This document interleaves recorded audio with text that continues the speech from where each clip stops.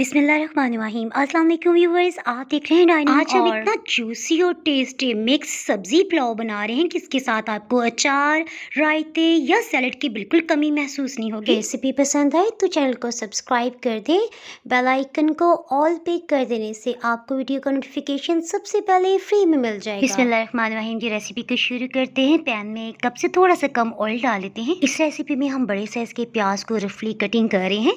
इससे पुलाव इंशाल्लाह बहुत जूसी और टेस्टी बनेगा। हीट को मीडियम लो ही रखा हुआ है। जैसे प्याज पे हल्की सी सुनहरी रंगत आएगी तो इसमें 2 खाने वाले चम्मच लहसुन अदरक का पेस्ट डाल देते हैं। इसके बाद 2 से 3 मिनट तक लाजमी भूनेंगे। बस ये ख्याल रखने प्याज की रंग ज्यादा डार्क ना हो। हीट को कतरे लो करते हुए 2 टमाटर कटिंग कर लेते हैं। बड़े साइज के ने धो के छिलका उतार लिया है। टमाटर तो काट लिए, साथ ही प्याज की सूरत हाल आपको दिखा देती हूँ। देखें हल्की सी सुनहरी रंगत आ रही है। सो इसी स्टेज पे कटे हुए टमाटर भी इसमें शामिल कर देते हैं। कम हीट पे पकने की वजह से टमाटर जल्दी गल जाएंगे और टमाटर के जूस की वजह से प्याज की रंग ज्यादा डार्क नहीं होगी। साबुत खड़े मसालों में दालचीनी का टुकड़ा, एक बड़ी काली इलायची, 2 बादियान के फूल, सफेद या काला जीरा, 1 खाने वाला चम्मच। इसे अच्छी तरह से मिक्सअप कर लेते हैं। अगर आप महसूस करेंगे टमाटर में जूस कम है तो हाफ कप से थोड़ा कम पानी डाल दें। इस स्टेज पे टमाटर को मैश कर लेंगे ताकि इसके टुकड़े हमें पुलाव में नजर आए। सब्जियों में मटर 1 कप है और 2 से 3 दरमियाने साइज के आलू। आप सब्जी अपनी मर्जी से कम या ज्यादा भी कर सकते हैं। सब्जियों में फ्लेवर भी आ जाए सो नमक 2.5 टीस्पून यानी 2.5 चाय की चम्मच और लाल मिर्च 1 चाय की चम्मच भर के लिए इसे अच्छी तरह से भून लेते हैं। ऑयल तो सब्जियों से अलग हो गया सो 1 कप पानी थोड़ी थोड़ी मिकदार में डालते जाएंगे और इसे भूनते जाएंगे। इसमें तीखा जायका डेवलप करने के लिए आधी चाय की चम्मच काली मिर्च को फ्रेश ग्राइंड कर लिया है। पानी का छींटा लगाते हुए भूनने की वजह से इसमें जो भी टमाटर या प्याज है वो भी खुल जाएंगे। नेक्स्ट हम इसमें 2 खाने वाले चम्मच खुश्क धनिया इस्तेमाल कर रहे हैं।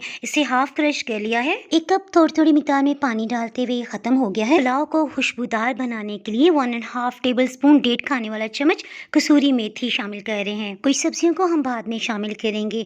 मटर और आलू को गलाने के लिए 1 कप पानी काफी रहेगा। देखिए पानी इतना है कि सब्जियां बस इसमें डिप हो गई, सो ढक्कन से कवर करते हीट को बिल्कुल लो कर देते हैं। टाइम की बचत करते कुछ मज़ीद सब्जियों को काट लेते हैं। गाजर को आप जिस तरह चाहें उस अंदाज में काट सकते हैं। मैंने दोनों तरीके आपको दिखा दिए हैं। गाजर को फाइन लेकिन लेंथ वाइज कटिंग कर लेने से पुलाव में अजब खूबसूरती आ जाएगी। 8 मिनट हो चुके हैं, इसे चेक कर लेते हैं। आलू देखें काफी हद तक नरम हो गया है। सो इसमें गाजर और शिमला मिर्च को शामिल कर लेते हैं। इसे ज्यादा देर नहीं पकाना, जस्ट हम मिक्सी करेंगे। और पुलाव के लिए पानी 6 कप इसमें शामिल कर देते हैं। 3 कप चावलों को 5 से 6 पानियों में अच्छी तरह से धो के आधे घंटे के लिए जरूर भिगोएं। चावलों को भिगोते मुझे बिल्कुल भी अंदाजा नहीं था कि 15 घंटे तक लगातार भीगे रहेंगे। इस सिलसिले में क्या हुआ ये स्टोरी तो मैं आपको बताऊंगी, साथ ही आपको बताती चलूं पानी बॉइलिंग पॉइंट पे आ गया, सो चावलों को इसमें शामिल कर दिया। हाँ, ये वही चावल हैं जो 17 घंटे से भीगे हैं। शाम को 6:30 बजे चावल भिगोए। इसके बाद मुझे हॉस्पिटल अचानक जाना पड़ गया और रात को 10 बजे इस्लामाबाद में तो गैस चली जाती है। सो अब मैं परेशान।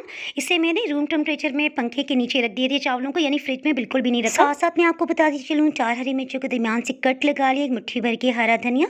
इसे बस हल्के से मिक्सअप कर लेंगे, बार बार चम्मच नहीं चलाएंगे ताकि चावल ना टूटे। पानी का टेम्परेचर हाई था, सो देखें चावल डालने के बाद फौरन से बॉइलिंग पॉइंट पे आ गया। सो अब ढक्कन से कवर कर दिया है। हीट को मीडियम लो ही रखा हुआ है। एक दफा मैंने इसे चेक किया था दरमियान में भी।